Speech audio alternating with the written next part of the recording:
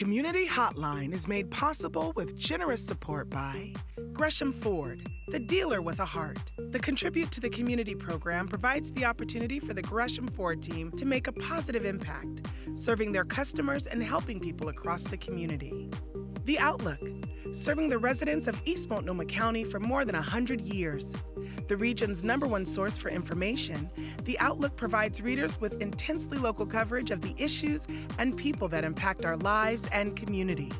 The Mount Hood Cable Regulatory Commission, advocating on behalf of the public interest on communications policy issues at the local, state, and federal levels. And by Stamp Connection and BeFit Gyms. A very special thanks to all the sponsors who help make our programming possible. Hi, I'm Monica Weitzel, the host of Community Hotline. Each week we bring you news of good people doing good things in your community. Tonight's focus is on our local students. We'll begin with the Gresham Barlow School District. Lots of work has been put into designing a program that will help students achieve success, no matter how you define that. To get to that point, the district needed to come up with a portrait of what a Gresham Barlow graduate would look like. What skills do they need? What traits should they possess? Find out what they come up with in our first interview tonight. Then we'll talk with the Kiwanis Club of the Columbia Gorge, Troutdale, and Corbett. They're going to share about their key club activity called the Thirst Project. The partnership between the Kiwanis and local high schools is what makes an undertaking like this possible. You've heard it said that our youth are our future. Tonight, you'll find out what your local schools and organizations are doing to help those youth reach their potential. Stay tuned for details on Community Hotline, coming up next.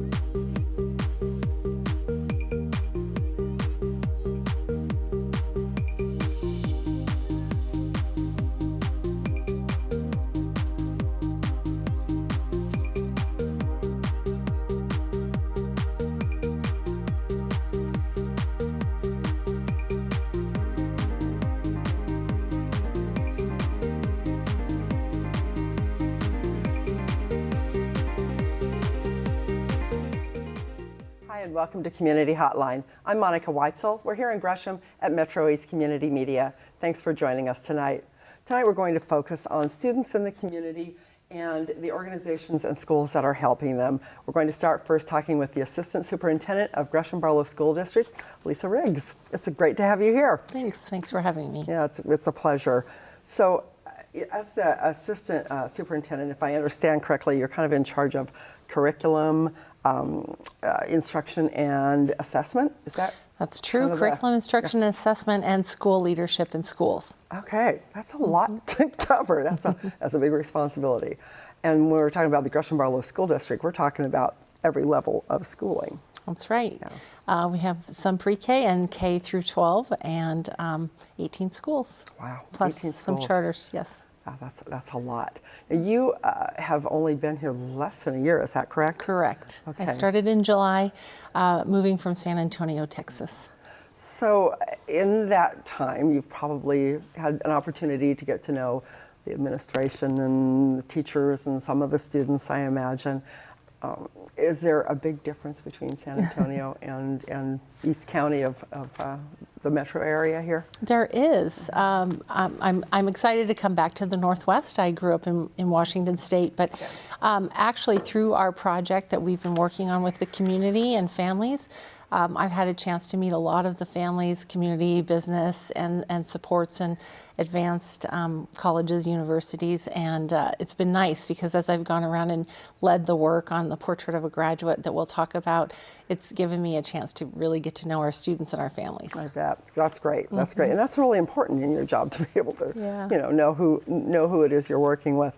So tell me a little bit about this project. We had Carla Gay on the show a while back, fairly recently, and told us about the program, the Pathways to Career Success program that the Gresham Barlow School District has launched, and you're very involved in that. Tell me a little bit about that for those who missed that interview and what your part is in this. Sure. We were fortunate to come on at the same time, and Carla is an executive director of partnerships and innovation. And so she's been partnering with specific groups in our community, and I've been working with a large group and all the sorts. But her Pathway project is really preparing our students for their futures, and it's about getting students ready for from cradle to career graduation, and it's really about interest-based learning. So it's not just about getting a college degree and graduating off to and heading off to college. It's more about what are your interests, what are your what do you want to go out and do as a successful adult. And so we have 6 pathways, and we have launched the first one in construction. And she's been specifically working with people in the community around those projects. You know, it's really great to see the school focusing on the interests and, you know, the passions of the students, or just, you know, things that make them happy, because there's a lot more to life than just working a job. That's right. You know, and that's one thing I've really learned in, you know, my years on this earth, is that, you know, a job that you like going to and you enjoy being at and feel like it's fulfilling makes all the difference in the world in the quality of your life. Correct. And sometimes we're seeing more and more the average person is changing jobs several times. Right. And so what we really hope to do by introducing project-based learning and studying different pathways, that students will have moments to really experience those things and find where they're interested, end up interning, working in those fields with fellow, well, actually people in that field, and finding out what it is that they want to do as they head out. Well, and it used to be, I mean, back when I was a kid, my dad was in the same company for 30-some years, and that was common and that was expected. And that's not expected anymore, and it's actually encouraged, I think, for people to, you know, you work here for a while, you gain some skills, you make some connections, and then, you know, when you're ready, you move on to something else. And you're getting something from each position you're in. So I think that's it's good to appreciate that that's the way it is, and that that can be a good thing. So that's a variety of contents that they might specialize in. Right. But really what grounds you in that work is those essential skills, and as you were saying, soft skills, which are what our community and our families and our students are really desiring. So that's what we found in the Portrait of a Graduate work. So tell me a little bit about your Portrait of a Graduate work. I was you know, fortunate enough to be able to be involved in part of that. So explain to our audience what it is that you did to get the information to actually define what a graduate at Gresham Barlow would look like. Well, we have a lot of current programs, and I think one of the things that I've been fortunate to do in my first year here is go around and really evaluate what programs are working, what our community is really wanting, what our families and our students really are wanting, and what do they really what their interests are, like we were saying. And so with the Portrait of a Graduate, we reached out to our key communicators and we said, we're building the North Star, or we're really putting the plan together of what we want our graduates to look like at the end of graduating from Gresham Barlow. Their goal to go for there. Right, and so we had thousands of people that I actually was in contact with, because we had a lot of key communicator groups with the superintendent, and then additional student groups. Every teacher and every staff member, all of the people that we work with, and got a lot of different ideas. And what we did was we really just kept track of what people were asking to see in a graduate, and we kept tallies of that, and we kept photos. And so we really found out that they were asking for essential skills. They were asking for those things like, we want honest graduates, we want determined graduates, we want flexibility in their understanding, we want them to have common sense, we want them to have communication skills. And so those are the things that really rose to the top. Which is kind of impressive, actually, is. Because those are so important. You know, can we bring, you brought a short video, and before we go on, I think we should show that now, just to kind of show some of the process. So So as we're going through this, We did. So here are all of the people that participated in the work, and you can see that they were busy writing their ideas down. Got a lot of sticky notes here. Lots of sticky notes. And then they were asked to put them into different categories because we would hear things that were similar, and we started to see a flow of those ideas coming together and having some patterns. And it will end up in a final visual representation of our graduate, but you can see that people were very creative. They knew exactly what they wanted. They wanted real world examples of how to go out into the world and be ready for anything, not just college, but that future. Right. Because your pathway can take you somewhere else, and that's fine too. And it was a lot of fun, and when you work on projects like this with so many people, it did give me a chance to really get to know Gresham, the school district, but also the community, and how creative they are actually. And when you mention key communicators, those are groups, businesses, nonprofits, people in the school district, government. Government, universities, colleges, faith-based parents, grandparents, and then students across many different groups, and students of all both in alternative education and those in regular high schools, middle schools, and we got to see what everyone was really hoping that our graduates would become. Did you do something similar to this when you were in, say, in San Antonio? I did. Many districts really want to have a visual image of where we want to be and what is our goal. And as we created a new vision and mission in our school district, we knew that this would exemplify that. And in San Antonio, we had a similar process that I took the community through, and it was very different. I think it was different than here. It was. What we see, you just keep track of what everyone is writing down and how they're feeling, and they really believe in those soft skills, the social emotional learning, and how do our students feel, and here, and how they they have interest, and they have humility, and that they have an understanding of working with others and being collaborative and keeping creativity in mind, and what other districts and San Antonio worked on was maybe more of the reading, writing, math, science, those content standards, things that we of course teach every day, but we want to make sure we embed those essential skills as we do it. I think that's really important. And yes, of course, it's important that they have a solid, understanding of, they need to know how to read, they need to know how to, to do math, and to, they need all those scholastic academic classes, but when it gets down to it, when you get into a job, into a career, the things that help you succeed are usually those other soft skills. Right. Is this person a team player? Do they know how to collaborate? Can they work well with other people? That's right. How to communicate with others?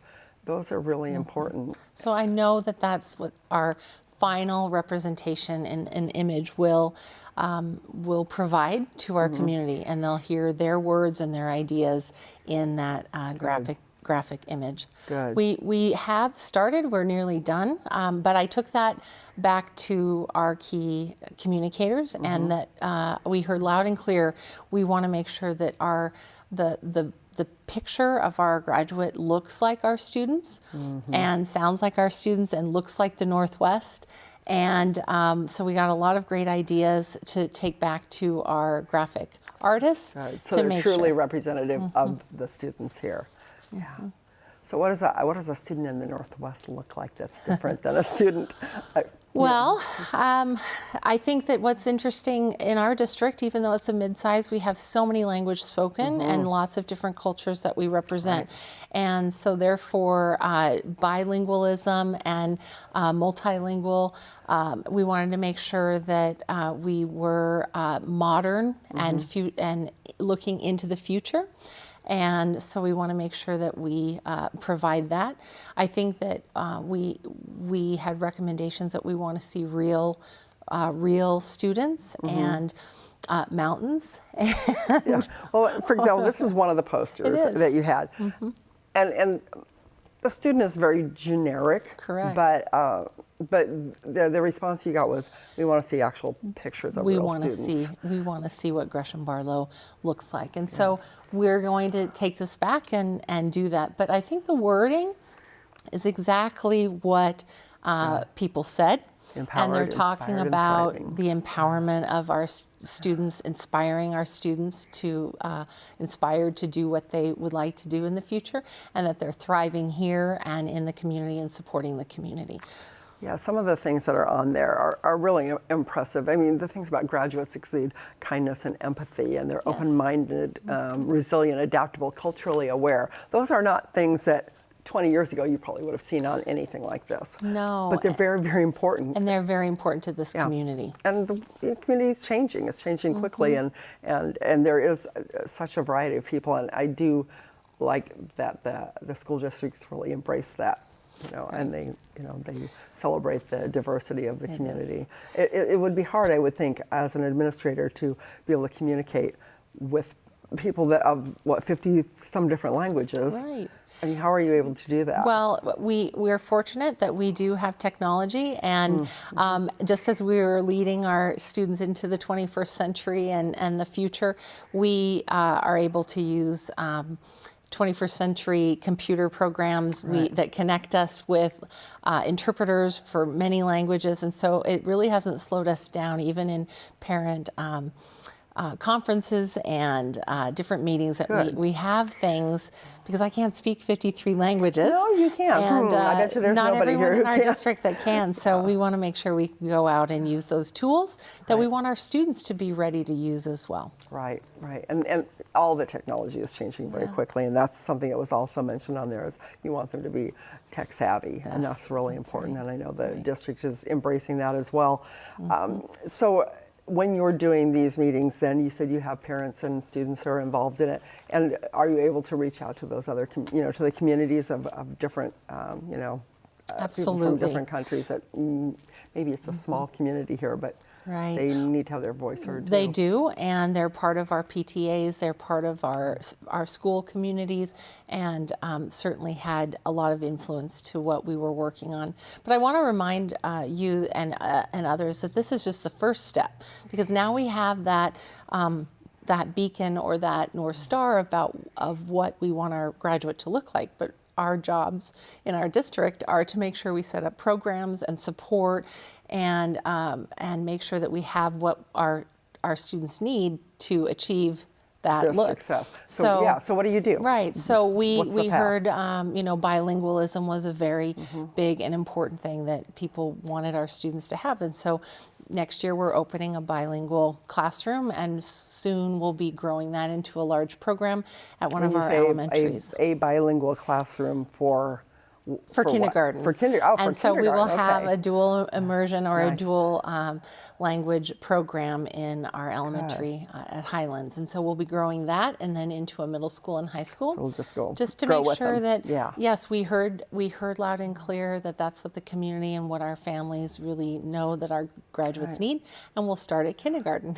Well, I know you have a bilingual daughter, as do I. Those are great skills to have. They really are helpful. And so that's great. So what else? What else will you be doing? Obviously, bilingual studies is important.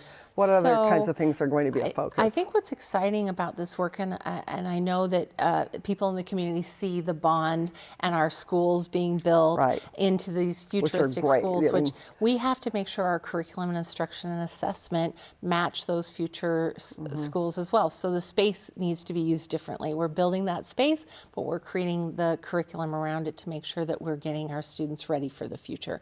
Some of those things are STREAM labs, and I know that we talk about STEM, science, technology, engineering, and math, but we believe in art and we believe in reading. Literacy was so important. I haven't heard that one. Very important, and so literacy is one of the most important things that we heard, and so so we want to make sure that we're building those labs in our middle schools for next year, and we're making sure that we have that as part of that pathway. So our kindergartners might get this language experience and move into higher grades. We might have some project-based continuous learning at different pieces of those pathways. And then certainly by the time we're in middle school and high school, they'll have experiences in classes, making sure that we're getting them ready for their future. We're just about out of time, so tell me, what can the community as a whole do to help support this? Well, we really do want to say that this is family and community engagement in action, and that we listen, and it's going to be exciting for those words and those phrases and those ideas to be represented in our portrait. But I would say please reach out. We have lots of we have volunteer at the school, reading, of course. Right. And also, we continue to have our meetings with our key stakeholders and our key communicators. And so I would really say, if you're interested, we would love to have more community take part in the final vision of all of this work. And the community, businesses, nonprofits, faith-based groups, whatever, they are That's right. invited to participate as far as providing opportunities for maybe the older kids to, or even the younger ones, to see what they're about, right? That's right. You know, give them a tour of your facility and right. let them know what opportunities there are for them as they get older and go into their careers. Yeah, wonderful. right. Thank you so much, Lisa. I love the work you're doing. I'm glad that the school district hired you. You've been a great asset, and I think this will be a very exciting project going forward. You. So, Thanks so much. Thanks very much. Thanks for watching this first segment of Community Hotline. Gresham Barlow School District is moving forward, and I hope that you'll all be supporting it. And don't go away. We'll be right back with more of Community Hotline.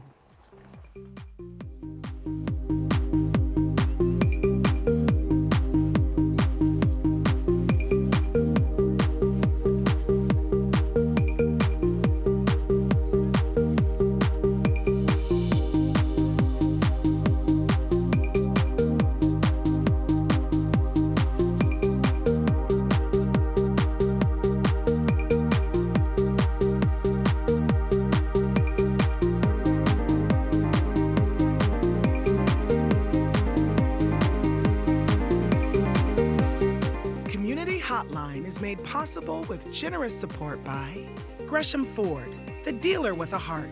The Contribute to the Community program provides the opportunity for the Gresham Ford team to make a positive impact, serving their customers and helping people across the community. The Outlook, serving the residents of East Multnomah County for more than 100 years. The region's #1 source for information, The Outlook provides readers with intensely local coverage of the issues and people that impact our lives and community. The Mount Hood Cable Regulatory Commission, advocating on behalf of the public interest on communications policy issues at the local, state, and federal levels. And by Stamp Connection and BeFit Gyms. A very special thanks to all the sponsors who help make our programming possible.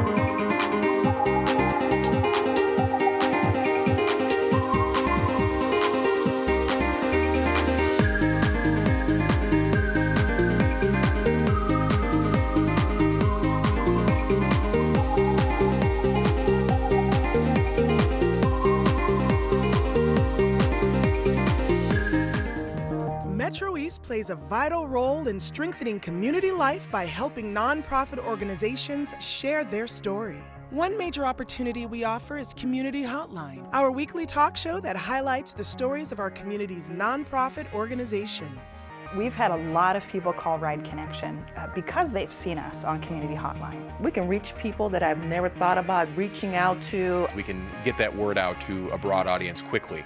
The list of causes and nonprofits that we support is really incredible.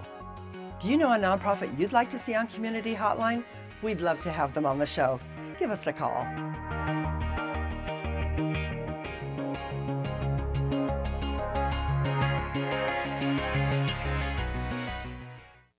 It is so important for me to have the right to be able to speak what I want to speak and talk about what I want to talk about. If you start shutting this person up and shutting that person up and shutting this person up, that's not America.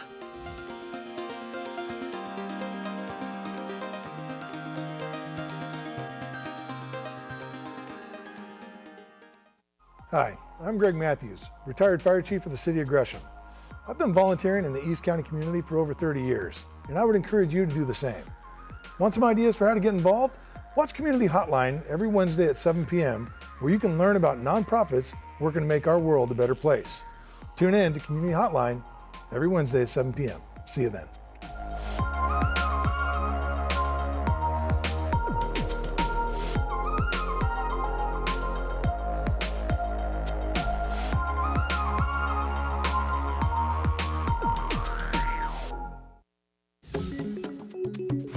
Community television is what participatory democracy is about. Like my friend Laird Ross says, it's the last great American soapbox. It gives me a voice. And I'm glad it's available. It's incredibly important to protect a place where all users of locally based nonprofit media have a place to speak and share their stories.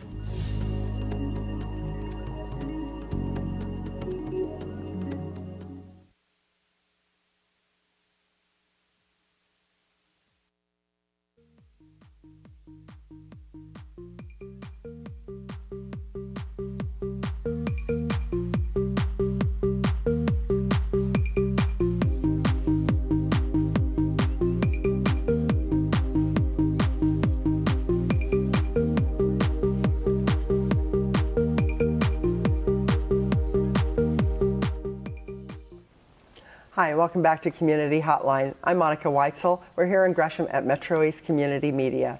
And now we're going to be talking with the Pacific Northwest District of Kiwanis International and the Pacific Northwest District Key Club International. That's a lot of words, guys. Here to represent them, GW Jerry Dees. You are the governor of the Pacific Northwest District. Thanks for being here. Oh, it's my pleasure to be here. It's exciting to be able to share the stage, as we say, with one of our Key Club Lieutenant Governors. Yes, Kimberly Chung, you are the Lieutenant Governor of Division 66 of the Key Club Pacific Northwest District, Key Club International. Whew. That's pretty impressive. So I do know about Kiwanis. It's a club that my father was very involved in for years. I have the greatest respect for Kiwanis. But Jerry, maybe you could start out by giving us a little broad overview of the organization itself for those who don't know, and then maybe bring it down to the local level for us. That's for me, that's an exciting part of talking about the organization, is a worldwide service organization that's dedicated to serving the children of the world. And that's what we're called to do. We reach out to communities as Kiwanians with our local Kiwanis clubs. Here in Gresham, we have the Gresham Downtowners. Which is a new club, correct? That's a brand new club, yes. And then we also have the Kiwanis Club of the Columbia Gorge. That's right here in the Gresham community. And so those clubs reach out in ways of serving the community through serving the children of the community.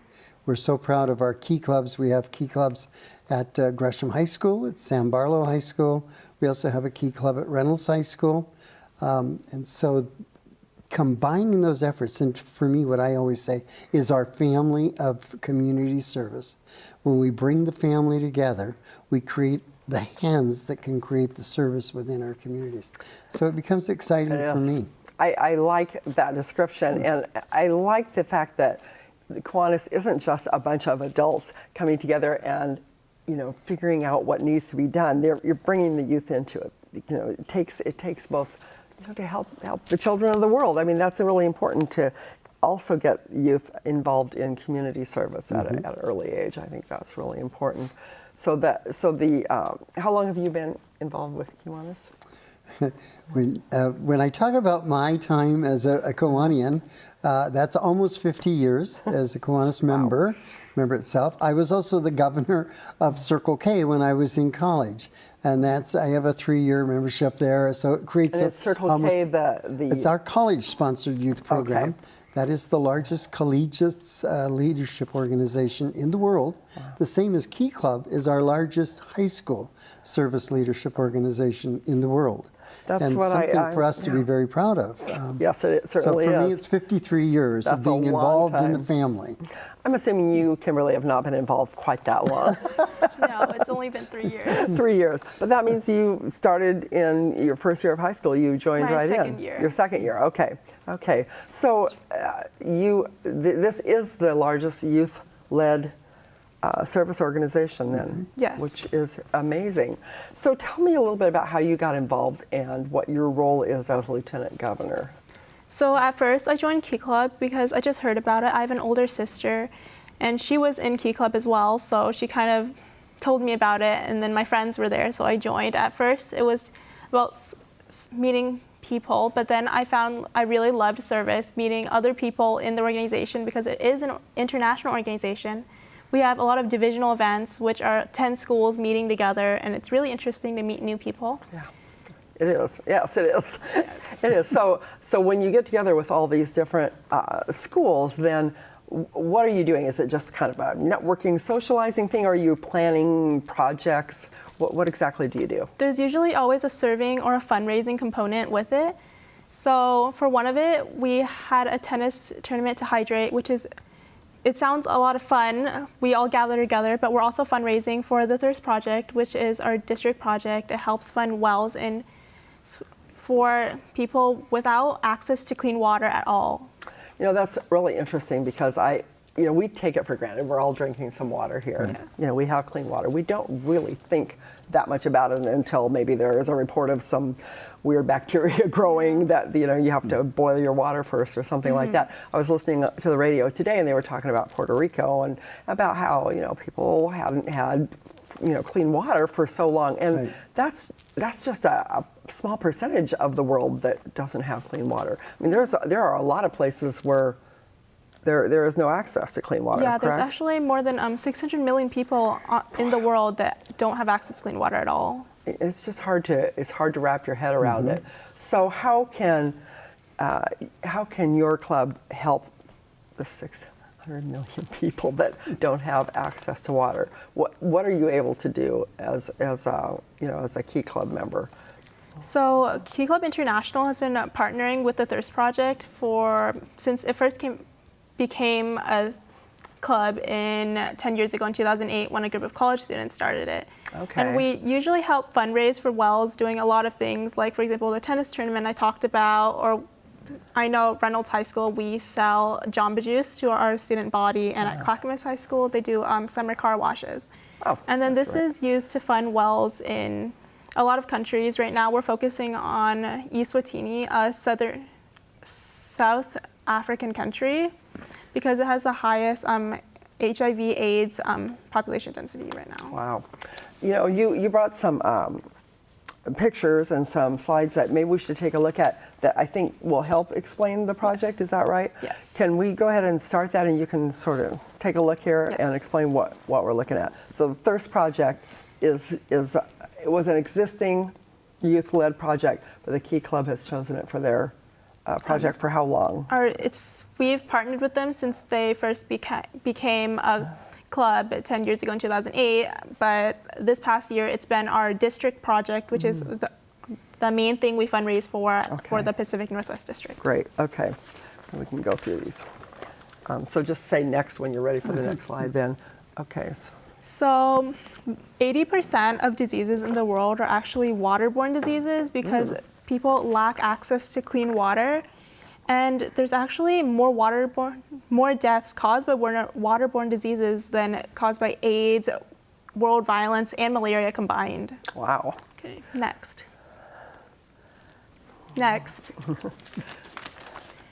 So earlier I said it started in 2008 by a group of 10 college students, I believe. And it was just started out as a global water activism organization. They met with students, and it eventually grew into an international organization. Wow. Next. So 10 years later, we've already impacted 13 countries, raised nearly $10 million to build wells. That's amazing. That's amazing. So that's the way you're getting access to the clean waters, is helping them build the wells. Right. Yes. Yeah. Because a lot of people have to walk a long, long ways if they're able to walk there and carry it back, right? Next. Okay. So that's the country that right now you're focusing on? Yes. Right. Okay. So it's a small South African country, as I mentioned earlier, that it has the highest population density for HIV and AIDS. So that's a huge thing that we want to focus on. And 1 in 4 people living here don't actually have access to clean water at all. So they can't even go and get it and carry it back. They actually have to walk 6 to 8 hours just to get contaminated water from dirty rivers. Oh, that's awful. That's awful. So are the 13 countries that you've impacted, are they all African countries or some of them elsewhere? Do you know? They would be elsewhere around the world. Okay. As it relates to the 13 countries. For the Pacific Northwest District, our emphasis is going to be in just Africa and Swaziland. And building you can make an there. impact in even one country. That's huge. Yeah. That's huge. Okay. Want to go to the next one? Yes. There we go. So this is a picture of some of the contaminated water. It's So this somebody's actually going to get this water for because washing it's the only and water they actually have. cooking and drinking. Ugh. I'm sorry, but that's really no. That's very. It's an honest feeling. Yeah. You see that, Yeah. and you're looking at this picture, for example, with the dirty water. Something we would never think about. We would never but consider the importance of drinking it. creating the clean wells is just evident right here in looking at the water coming out of the ground. So you're raising the money to have the wells built, and then somebody's contracted to do it, right? Yes. So you have people that Yeah. that will take care of that then. So what are we looking at here? This is a local picture, that's for sure. Oh yeah, those are some of our students. So we had Thirst Project speakers. They came to Reynolds High School, and we invited our whole division, which involves 10 schools like Clackamas, St. Barlow, Gresham, those schools to come, and they gave a presentation about the Thirst Project. And the yellow jerry can that actually weighs about 45 pounds, and that represents the amount of water some children and women have to carry and walk on average 3.75 miles just to get contaminated water. Wow. And then half the time it's not even clean water, it sounds like. Yeah. So that's a lot of weight to carry too. After me, the jerry bin. They did, huh? They probably did. Maybe. And then at our district convention, there's about 2,000 key clubbers across our Pacific Northwest District meet up. And we had a miracle minute there to raise money for the Thirst Project. So that's one of the ways we have fundraised as a district. So what's a miracle minute? So it's basically, we set a timer for 1 minute, and then we carry on a basket or a bag and collect as many spare change that the members have as possible. And actually raises a lot of money. That's a great idea. $8,000 in that 1 minute. How much? $8,000. Seriously? In that 1 wow, minute. that's impressive. With the 2,000 key clubbers that were gathered at convention. That's amazing. In this district, just in the district alone, we have 13,600 key club members. So 2,000 of them were gathered at convention. Wow. And that was here then, you said? That was held in Seattle, Washington. in Seattle, okay. Yeah. Okay. And you're a student at Reynolds? Yes. Correct, yes, okay. So what do we have next? Does we have another one? Yes. Next. There we go. This is a well. So that I was going to is say, as that well. water looks clean.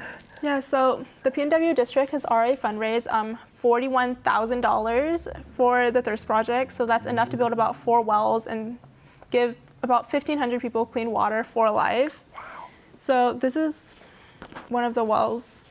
Look how happy. Yeah. That's a great picture. That's a great picture. Well, and really that means life to people. It does. It does. That's really a matter of does. life and death right there. That's huge. And then these are some more fundraisers some of our schools have done. So Car washes. yeah, so Clackamas High School has added car washes over summer. Reynolds High School has been selling Jamba Juice, and there's a picture of us making posters. Nice. So that'll be going on this summer as well then? I believe so. Okay. And then so with clean water from these wells, the children in these countries can have education instead of walking and then collecting water and not being able to go at all. That's a good point. I didn't think about that. If the kids are going and collecting the water, how are they going to go to school? Oh, look how cute they are. These are great pictures. And then next. That's precious. And then also women are able to do other things like household chores and helping with financial issues instead of actually having to walk with their children to get the water. So that's a great thing. Wow. Next. Next. There's some great smiles on in these pictures. yeah. Yeah. So A method for 100% of profits that are fundraised for the Thirst Project actually do go to build wells, so there's not actually anything else that's getting taken out of those donations. They actually have a board that gives the money for any of the general things they need to take care of. And then these wells last 40 plus years, and they don't require any additional maintenance or like machines. They're just they're like... Are they hand pumped? Yeah. Yes, the hand pumped. So there's not really many issues that require a lot of maintenance. If you look to the right, you can see the actual well. That's the pump itself there. At ground level, and then the lines that go in and are bringing it back up. So. Wow. Yeah, so the Thirst Project has spoken at about 11 district conventions for Key Clubs and has reached more than 100,000 Key Clubbers. So we're a close partner with them, and we've been helping them fundraise for a lot. And I think the most amazing part about Key Club and the Thirst Project is that these are all high school students like me. We're young, but we're able to make an impact on other countries across the world. It's really huge. I mean, if you really start thinking about it, that you have actually saved lives. I mean, that's, you know, how many people can say that? Exactly. Yeah, I have saved lives, and it could be numerous lives. Right. You don't really know, Exactly. but yeah, that's a huge thing, and you should be very proud of your work. I think that's a great thing. For us as Kiwanians, we're extremely proud of our Key Clubbers because of the things that they do, the programs that they reach out. Raising $40,000 in this district is a phenomenal thing. Their goal was a little over $75,000, and my challenge was I would shave my beard if they raised it. At least my beard was saved, but just to see at convention them raising $8,000 in 1 minute was just the most exciting, exhilarating moment for me as a Kiwanis governor, to be able to see the family coming together to make this happen. And I'm so proud of them for that. You should be. You should be. I love service groups who work among different generations, because you know you're modeling a great behavior for the youth, and then you in turn are modeling it for everybody. I mean, it's a community does not survive without having people that are willing to do service. I mean, this is just so important. So, do you feel like the people in the club are they truly invested in it emotionally? Do they really care about these? I feel there are some people that are definitely all for it, and then there are others that might join for resumes, but overall we still manage to perform a lot of community service and we get them active in the club. Yeah. So I think even if it's not their main goal, they're still helping the community. You know, and that's a good thing too. I mean, if you want it on your resume, you want it on your college application, that's fine. But once you get in there and start doing it, personally, I feel like once you start doing volunteer work, that you're kind of hooked on it, because you know, because it makes you feel better than anything. Right. You know, yeah, it really does. What do you personally feel like you've gotten out of being involved with Key Club? So personally, I know that upon arriving in high school, I was really shy. I didn't have that many friends, and then I joined Key Club, and then I really like service, but it was great actually being able to serve with other people and meeting everyone. It definitely helped me with public speaking, and it was great. Like, I feel like it's a life-changing experience, and I'm still undergoing it, and I'm gonna be really sad when it ends. But it won't end. But it won't end. Yes, right. It won't we end. have a big family, so yeah, and you know, and service and community work is something that you can do your entire life. So. And you're a very good speaker. I mean, you're very poised, and so I can see how that probably really did benefit you. Do you feel like if other people, I know there's lots of kids, I was one of those too, coming out of high school. I was very, very shy going into high school. People don't believe me now, but I was. And do you feel like that's something you would recommend to other people, that if they're very shy or not sure of themselves or not able to speak in public, that joining a service club like Key Club is something that would be helpful? Yeah, definitely. Yeah. Aside from meeting people, you also kind of see how you can impact people just by speaking out, so it's really helpful. Yeah, it also helps you get out of yourself sometimes to be helping other people, and pretty soon you kind of forget about your little petty problems that you might have. Although, you know, some people have serious ones. Everybody's got something that they have to deal with. I think for me as the governor, to watch Key Clubbers in action, and over the years, I mean, I have seen Key Clubbers who have come in as freshmen in high school, just as shy as you could possibly imagine.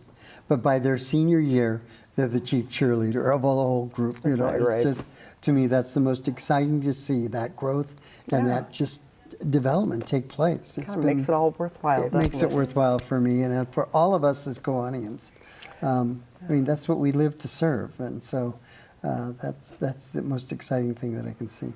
You know, when we talk about Key Club, for us as the family, there's other components of our family, because we start working with children in K-Kids in grade school, our Builders Clubs in the middle schools, and then our Key Club in high school, our Circle K clubs in college, and then we have an organization called Action Clubs, which is adults with developmental disabilities. Oh, wow. They function a lot like a regular Kiwanis club. Like our Key Clubs, our Circle K, the Action Clubs provide the service in the communities. And it's so wonderful to be at an action convention and watch the service that they're doing. That's amazing. And I wasn't it's all familiar part with of that family. Yeah. So we're just about out of time, but if somebody is interested in becoming involved in their community, whether they're in high school or they're an adult, what's the best way to find out more about Kiwanis or the Key Club? Go ahead, Kim. I'll let you go first, Kimberly. So for Key Club, we have keyclubinternational.org. We have a website. You can join your local Key Club, or you can actually charter one at your school too if there isn't one already. Way to become a leader there, huh? Yeah, that's a great idea. And if people are interested as an adult to become part of Kiwanis, website is the best way to start? I would say so. For us here in the Pacific Northwest, just going to our website, and that's the pnwkiwanis.org. Okay. We'll give you lots of information about clubs within the Pacific Northwest District. To go, to find out more about the organization, the international scope of it, then I would say go to Kiwanis.org. Okay. And it'll provide you a wealth of information. Okay. It also provides you a source where you can say, okay, I'm in the 97027, or in this case it's 97070. No, you're 97030 here. 03. Yeah. So you can type just in the zip code and it'll bring up, for example, the Gresham Downtowners. Right. And then you can get a hold of the leadership of that club here in this community. You can probably go to a meeting and just check it out. Yeah, right? exactly. Yeah. We're out of time. I really appreciate you being on the show and all the information you've given. I'm very impressed, Kimberly, with the work you've been doing, and I have a feeling you're going to go far, and you just keep up that community service work. It's so important. Jerry, thank you so much for being here. Your 53 years of service is very impressive, and I have nothing but respect for the Kiwanis Club. So thank you both very much for being on the show tonight. Thanks. Thank you. Glad to be here. Thank you. And thanks for watching Community Hotline. We're here every week at the same time. We'll see you then. Good night.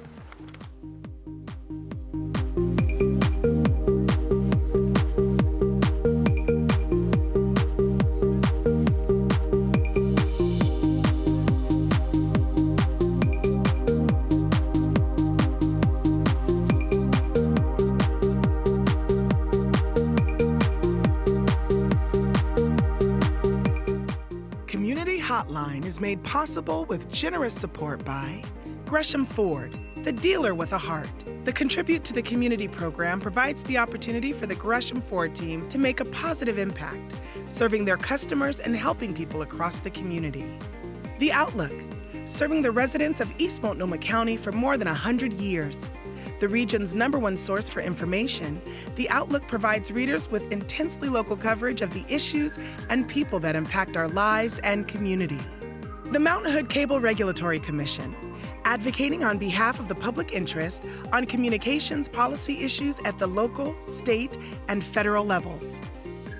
And by Stamp Connection and BeFit Gyms. A very special thanks to all the sponsors who help make our programming possible.